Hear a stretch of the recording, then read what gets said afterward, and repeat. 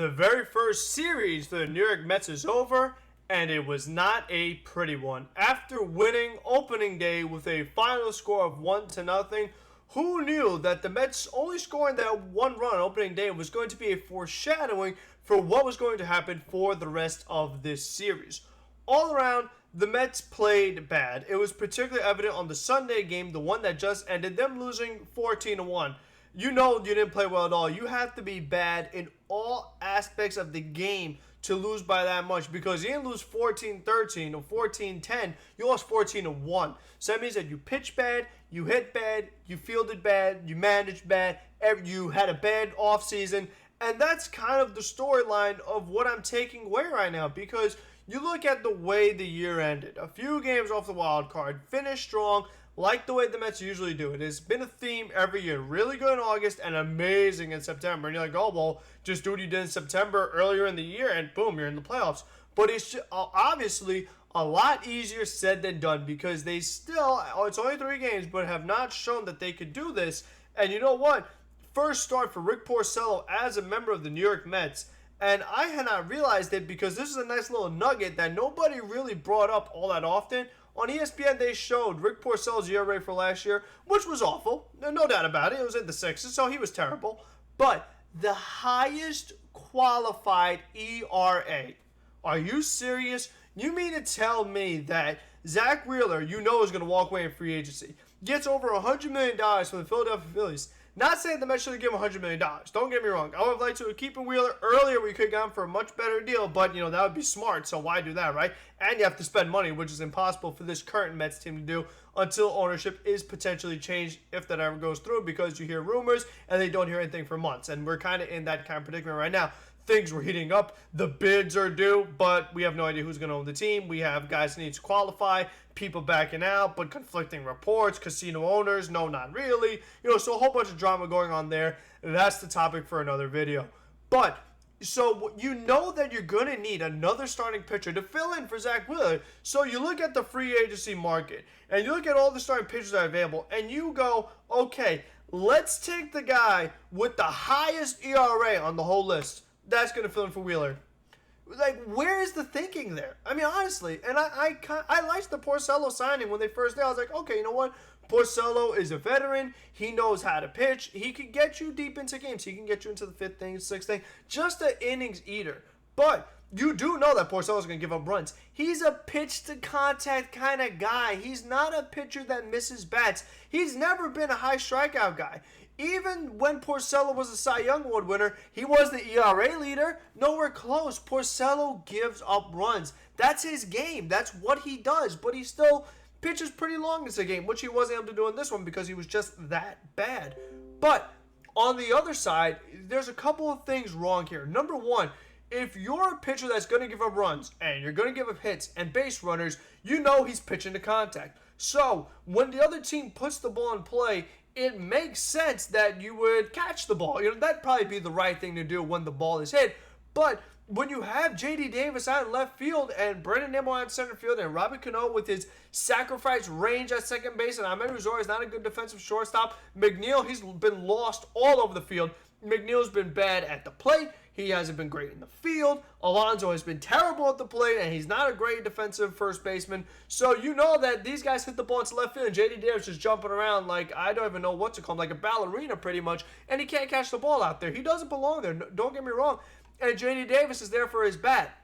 Where his bat has been the first 3 games, well, that's another question. J.D. Davis should have had a home run this series if Ender Inciarte didn't make an amazing catch. But regardless, other than that, he has not really hit much.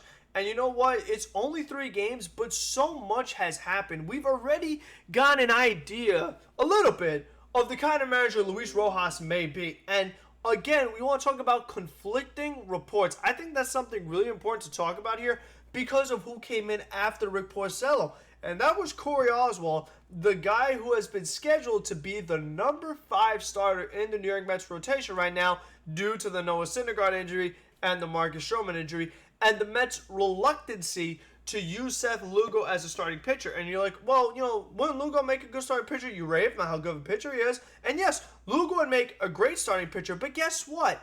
The Mets bullpen still stinks. It is not good. You can't trust it. It is not going to get the job done. Edwin Diaz has improved. No doubt about it. I am definitely going to say Edwin Diaz has definitely improved. And I'm not being sarcastic for once. He actually has. Because his slider is working in his first 2 outings. The fact that he's able to get his slider to right-handers low and away to the left part of the strike zone, like the way he was in Seattle, that means his slider is back. He is not throwing his slider right down the middle where they could just tee off for a home run. Yes, he did give up a home run to Marcell Ozuna, but that was a really good pitch. That's a 3-2 count, ball 4, fastball out of the strike zone, and Marcell Ozuna went right with it, took it off the right field wall. That's like something he would do against me in the franchise mode. Marcell Ozuna torched me every time I played the Braves. So that's just really good hitting from Marcell Ozuna. And you're like, oh, well, Edwin Diaz, he gives up home runs. He's not really a great pitcher. And you're right, he does give up too many home runs. But here's the thing with Diaz. 2 big things in this game for me. Number 1, it's obvious Diaz needs to learn another pitch. Or another 2 pitches, or maybe even 3 pitches. Why not? You have to show some deception to the hitters. You can't just be fastball slider because the hitter knows if it's not the fastball, it's the slider. And when you have a long at bat like you did against Marcell Ozuna, he's seen everything. You threw 2 pitches, he saw your pitches. Now he knows how everything works. Edwin Diaz has 2 pitches, a slider that breaks low and away, and a fastball breaks up and in if you're a right-handed hitter. That's all he's got. He has nothing else. That is the only pitches you're going to get. There is no deception. There is no guessing. There is no tricking a hitter. That is what makes Seth Lugo so good. That is one of the main things that makes Lugo good. He has 5 pitches, and he throws them in any count. Lugo also actually has command, something that Edwin Diaz doesn't really have. I mean, you saw that in that at-bat against Marcell Ozuna where he fell behind him. Edwin Diaz was not able to get into a pitcher-friendly count. He's falling behind the hitter. Lugo has the command on his pitches to paint corners and really put himself in good situations where he's able to put the hitter away with 5 different pitches, something they haven't seen. A fastball, a curveball, a changeup, a slider, a 2-seamer. Lugo's got a lot of different things he can throw at you. And again, throw it in any count so it keeps the hitter guessing. They're not exactly sure what's coming. Meanwhile, with Diaz, you have a 50% chance to guess right on the pitch, whereas with Lugo, it's less than 20%, knowing what pitch is coming. And the fact that you can throw it in any count and anywhere in the strike zone, it makes him really tough to pick up. So Diaz has got to learn another pitch, even if his slider works again, which it might. First 2 games, his slider looks way better. And his fastball, he still throws it hard. Great. Everyone throws the ball hard now, so it's not impressive. But he has to learn something else because there's not going to be any deception going on if he's pitching like that. Now, the rest of the key bullpen guys in the first 2 games pitched well. We talked about Lugo going the 2 innings, looked really good. Justin Wilson pitched the 8th inning in that game, did well. And a little rocky the next game, but he got out of it, striking out Acuna, so that was good. Betances looked okay. Familia looked good again. He looked good against the Yankees, looked good again on Saturday. But then, the thing that I have been talking about, bullpen depth. Now, every game could be Lugo, Diaz, Betances, Familia, Wilson. Especially when, like I said, Seth Lugo is so important to this bullpen, you have to use it for multiple innings. So that means that you now don't have him for multiple days. So that means you're going to have to use other pitchers. And whether it's Wilson or Betances or Familia, if you use 2 of those pitchers in 1 inning, meaning Betances and Wilson, now all you're down to is Edwin Diaz with a 1-run lead against the Atlanta Braves lineup, which you really don't feel confident about. So once Diaz gave up that game, and you have the new extra inning rule with the guy at second base, you have Hunter Strickland out there, and Hunter Strickland is better than these other minor league relievers, but he isn't great. He's not locked down. You don't trust Hunter Strickland to throw up a scoreless inning with a runner at second base and nobody out against the Atlanta Braves. It is very hard to do, and obviously he couldn't do it. The Braves got a bunch of runs that inning, but people were crushing Diaz on Twitter all over the place. Edwin Diaz. Oh, he stinks. Oh, he blew it again. Deja vu. Same old, same old. No, Diaz gave up the home run. Yeah, but no one talked about, I mean, a couple of people, but the majority of Met fans, they're talking about how terrible the Mets offense was. Terrible isn't even the word. The words I want to use, I'm not going to say because they're not appropriate words to say. That is how bad the Mets offense was, with runners on base, with runners in scoring position, inning after inning after inning. They left the guys stranded. And what is so great evidence of this, in the 8th inning, Mets had guys on base before Diaz had to come in the game. Left them there. 9th inning, after Edwin Diaz gave up the lead, still a tie game. All you could do is just get a hit. You walk off. You don't even have to go to extra innings. You have to worry about the extra inning rule. Just get a hit. Don't do it. 10th inning, runners on base, tying run at the plate. Try to get a hit. No. Don't get a hit and leave the runners there again. They did it so many times. They had the bases loaded. They had sacrifice fly opportunities. Brandon Nimmo had Wilson Ramos at third base. Ramos maybe should have been pinch run for, whatever. Nimmo struck out, so it didn't matter. He didn't even put the ball in play. They didn't even try to send Ramos. Then McNeil, great hitter, leaves him there. So you had guys just stranding runner after runner, and the amount of strikeouts was ridiculous, especially in that middle part of the order. Alonso, rookie of the year, 53 home runs. Next superstar, Alonso. Strikeout. Cespedes, he's back to regular season form. He hit the home run against the Braves. He's back. Cespedes is right back in the middle of the lineup. He's still as strong. He's still the same guy. What's Cespedes do the day after? Strikeout. Leaving the runners on base. That's why I talk about the importance of not striking out, because when you have all these different times where you have runners on base, when you're striking out like that, you're leaving them there. They can still score on a ground ball. They can still score on a fly ball. Even if it's outs, you don't even have to get a hit all the time. Just hit the ball. Put it in play. Make the defense do something. Make them make an error like the way J.D. Davis makes errors all the time, or the way Gleyber Torres made some errors over the weekend for the Yankees. The only way to do that is if you hit the ball and you put it in play. And the Mets failed to do that inning after inning after inning. And they started the same garbage tonight. And it didn't matter because the Mets gave up so many runs. But regardless, it's like, what was going on here? And I don't want to hear it. I don't want to hear, beginning of the season, guys don't have their timing down. They're not really in their rhythm yet. I don't want to hear it. That's garbage. That's nonsense. Look at the rest of the league. Look at the Twins. Look at the White Sox. Look at the Brewers. Look at the Cubs. Look at all these other teams all over the league. 10 runs, 7 runs, 9 runs, 6 runs, left and right. Everybody's scoring. But the Mets, 1 run. 1 game, 3 runs. Oh my God, wow. But you left runners on base every inning. And the approaches were terrible. The Mets, they had this guy Fried on the ropes. Walks Ramos. Walks Conforto. 3-0 count. Let's start fishing. Rosario, back-to-back pitches in the dirt. He swung at both of them, struck out, left the runners on base again after back-to-back walks. Fried had no command, and the Mets bailed him out. Robbie Cano, 3-1 count, fastball way up the strike zone, swings at nowhere close, and you put Fried back in a count where he could put you away. The Mets swung at ball 4 time after time after time, and Fried didn't even have his command. Some guys take walks, others swing at everything, like Alonso, like Cespedes, like Cano, like McNeil. Meanwhile, these other hitters, like I said, Conforto, Ramos, taking walks, and these other guys swinging at everything. Then even today, Sean Newcomb, he had more balls than strikes, and the Mets are still swinging at everything. They still can't put anything together consistently. They still can't have a big inning. Brandon Nimmo gets 1 hit with runners scoring position. 1 hit after all the opportunities the Mets had. That was all they could show for it. They left runners on base all weekend long. And this is supposed to be the strength of this team. This is supposed to be a team that's built on the lineup. They're not supposed to be built on starting pitching anymore. Not supposed to be built on the bullpen, obviously. It's all supposed to be about the lineup. And this lineup looks horrible. Horrible. And you know what? You want to say again, they were so good late in the season. It's just early. They'll get it going. You guys forget what happened in the beginning of September. Let's talk about that.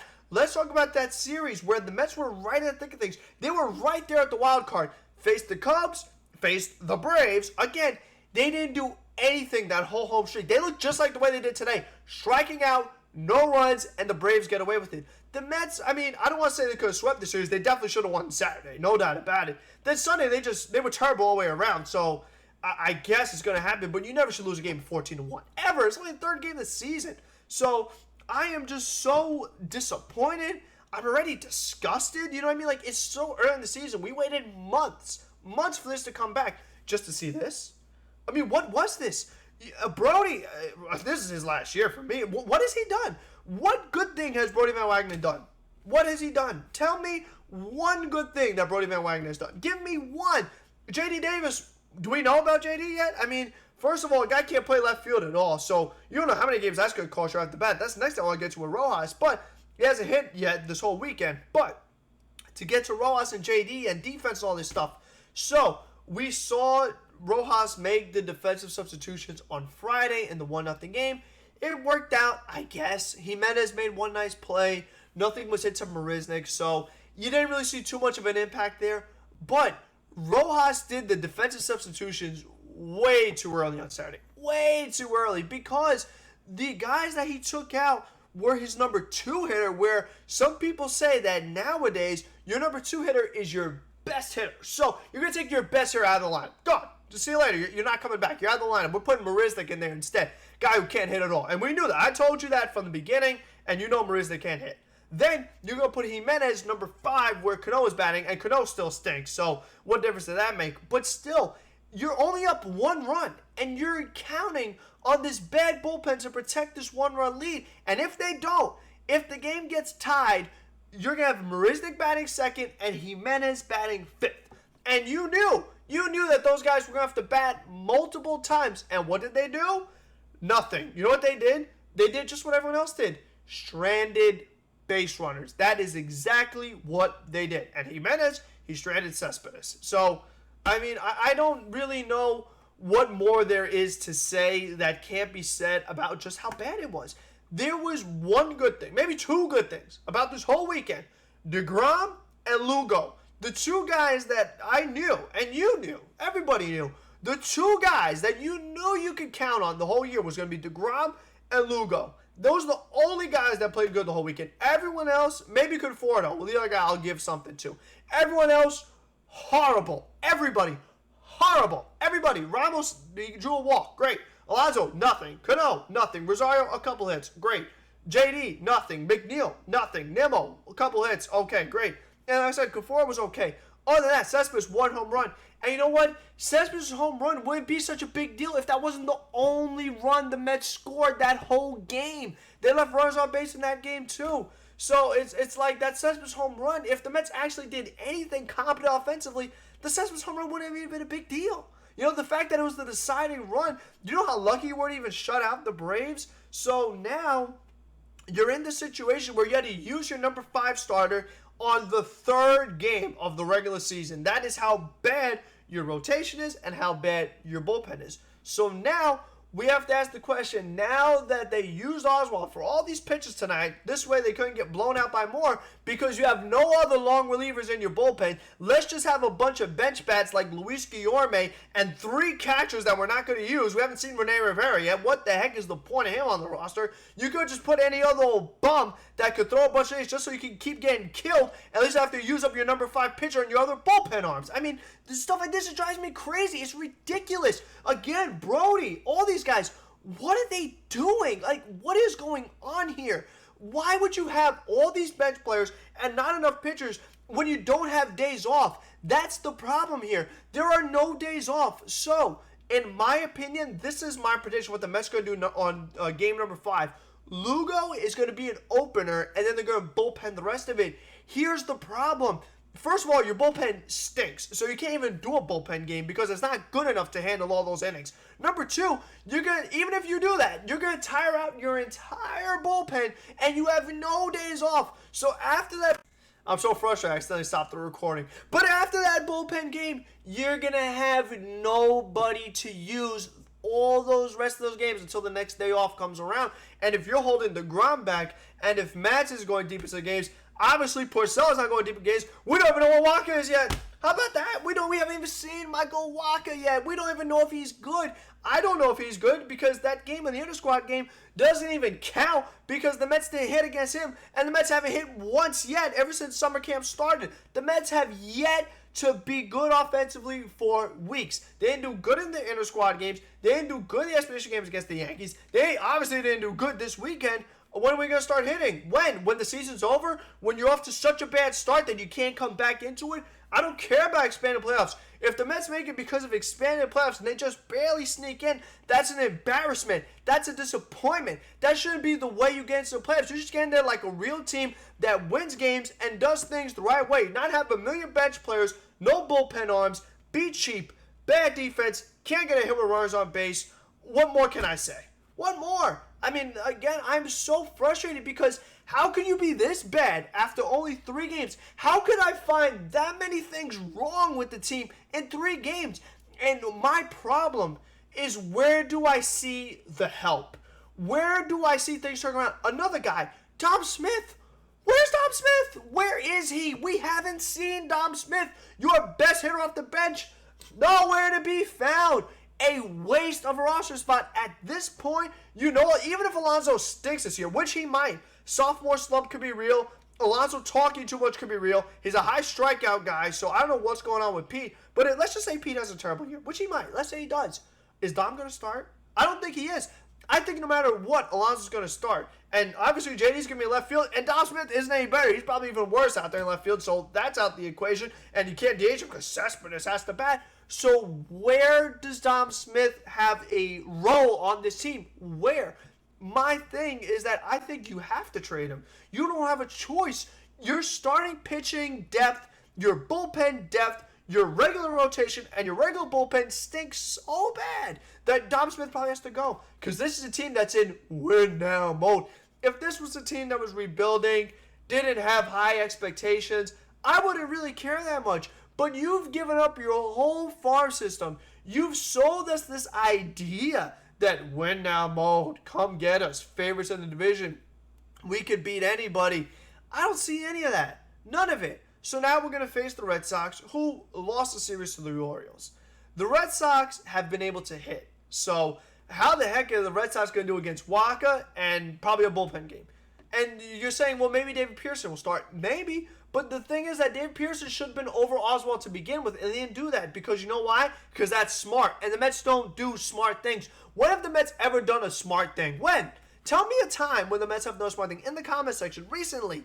Tell me the last time the Mets did something smart that actually led to them winning some games and being a playoff team. Besides Cespedes, the Mets haven't been to the playoffs in forever. 2016 is a wild card game. It's game 163. Doesn't even count. You didn't hit in that game either. So the wild card game doesn't even count to me. 2015, that's it. The last time we saw the Mets was in the playoffs was 06. Last time before that, what was it, 2000?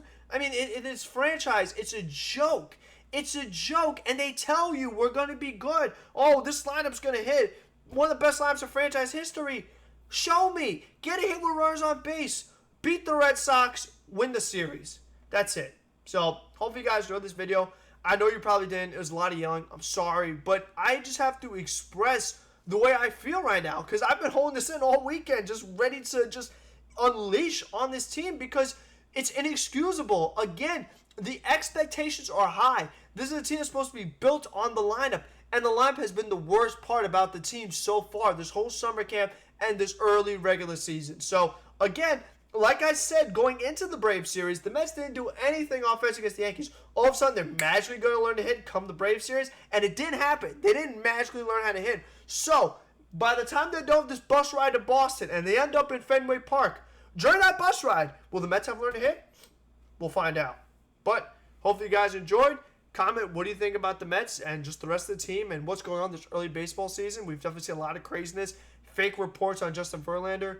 Good weekend series from the Yankees. They win the series. They had a really bad game Saturday with Paxton on the mound. So, look just like Porcello. So, subscribe to keep up with everything going on the channel. Before I know, we might have to be talking about basketball and hockey sooner than we thought if the Mets continue to play like this. But hopefully we don't get to that point. But until the next one, be safe, be smart, be healthy, and have a good one, everyone.